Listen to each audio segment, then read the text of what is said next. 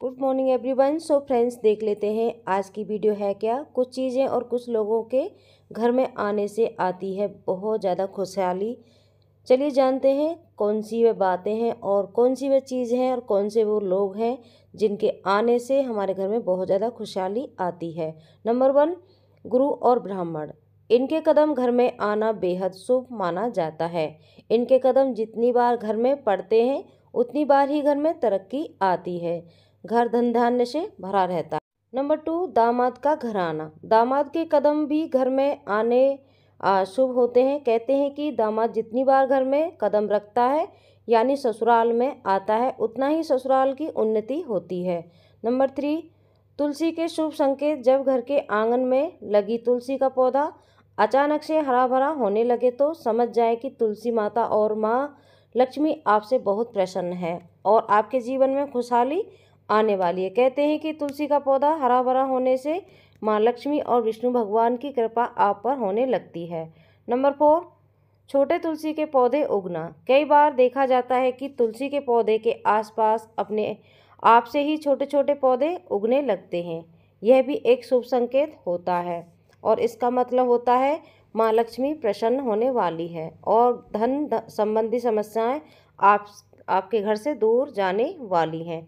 Number 5, विड Chimes. घर में हमेशा गृह कलेश का माहौल रहता है या फिर घर के सदस्यों के बीच लड़ाई झगड़ा होता रहता है, तो इसका कारण घर में मौजूद नकारात्मक ऊर्जा भी हो सकती है। इसलिए घर में पॉजिटिविटी अट्रैक्ट करने के लिए, सुख समृद्धि बढ़ाने के लिए आप विंड चाइम लगा सकते हैं। नंबर 6, चीनी सिक्के।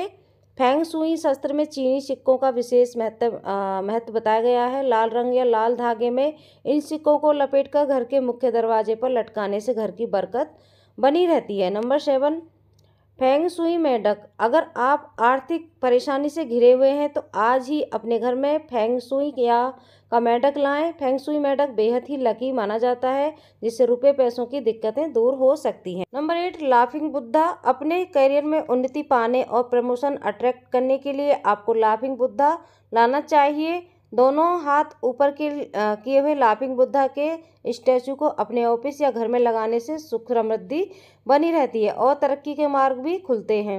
नंबर 9, बांस का पौधा घर के लिए बेहद ही शुभ माना जाता है।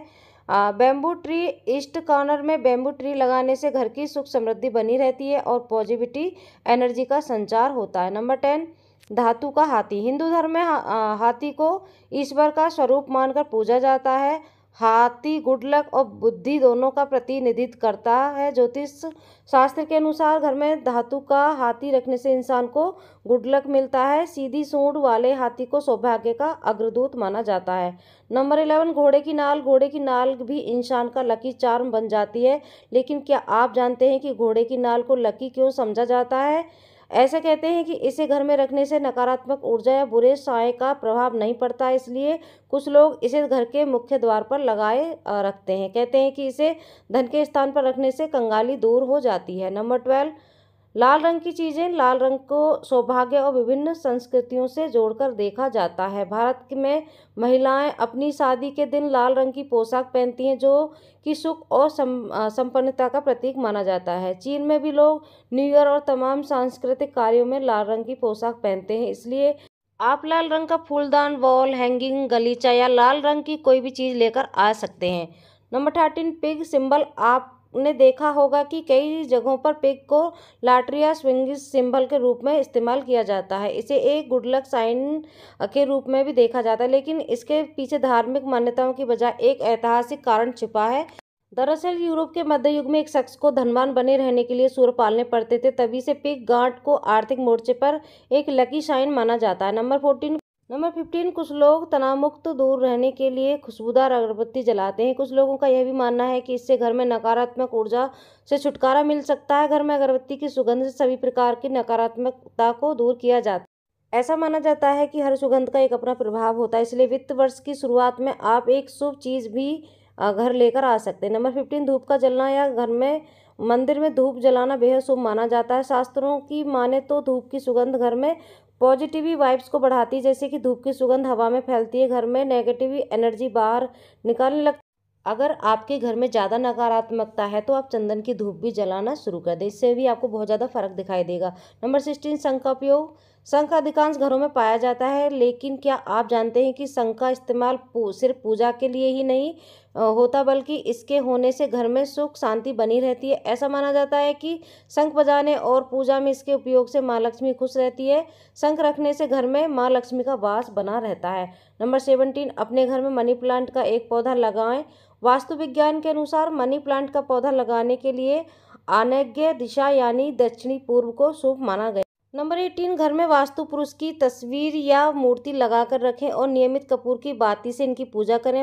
वास्तु पुरुष वास्तु दोष के अशुभ प्रभाव से रक्षा करते हैं। नंबर 19, घर की उन्नति और धन वृद्धि के लिए अपने घर में 9 पिरामिड रखें। इससे हर दिशा में वास्तु दोष दूर होगा। अगर ऐसा नहीं होता है तो कम से कम उस भाग में एक पिरामिड रखें।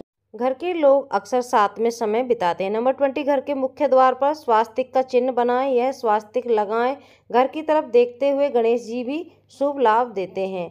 नंबर 21, लक्ष्मी माता के साथ कुबेर की मूर्ति और कुबेर यंत्र रखें। नंबर 22, बैम्बू ट्री यानी बांस का पौधा बहुत ही भाग्यशाली माना जाता है। वास्तुशास्त्र में फेंग शुई में इसे बहुत ही पवित्र और शानदार बताया गया है, क्योंकि यह घर हो या ऑफिस सब जगह सकारात्मक ऊर्जा और वैभव लाता है। नंबर 23, एक्वेरियम मछली घर वास्तु और फेंग शुई के हिसाब से बहुत ही भाग्यशाली बताया जाता है। इस साल नए घर की शुरुआत में अपने घर में एक्वेरियम लाकर रखें।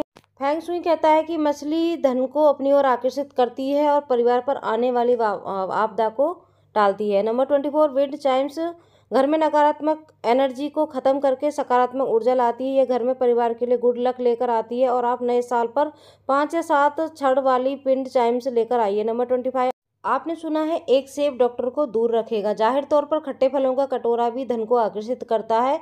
अपने घर में सकारात्मक ऊर्जा लाने के लिए एक उपज को अपने काउंटर पर रखें। नंबर 26, फेंग शुई अवस्था की और युक्ति यह है कि कमरे में ऊर्जा के प्रभाव में मदद के लिए लिविंग रूम में फर्नीचर को गोलाकार में रखें। नंबर 27, कई संस्कृतियों का मानना है कि दरवाजे के ऊपर घोड़े की नाल अच्छी किस्मत लाएगी, लेकिन कुछ लोग सोचते हैं कि इसे ऊपर की ओर इंगित करना चाहिए ताकि भाग्य खत्म न हो, जबकि अन्य सोचते हैं कि इसे नीचे की ओर इंगित करना चाहिए ताकि इसके नीचे चलने वालों का पर भाग्य गिर जाए। नंबर 28, शुभ मुहूर्त कैलेंडर घर में शुभ मुहूर्त जानकारी रखने के लिए एक कैलेंडर रखना उपयुक्त हो सकता है। नंबर 29, किताबें एक शुभ स्थान पर पुस्तकें रखना ज्ञान और सीख को प्रोत्साहित कर सकता है। नंबर 30, पुनः चक्रवाती घड़ी घर में पुनः चक्रवाती घड़ी रखना समय की चक्रवात को संरक्षित कर सकता है।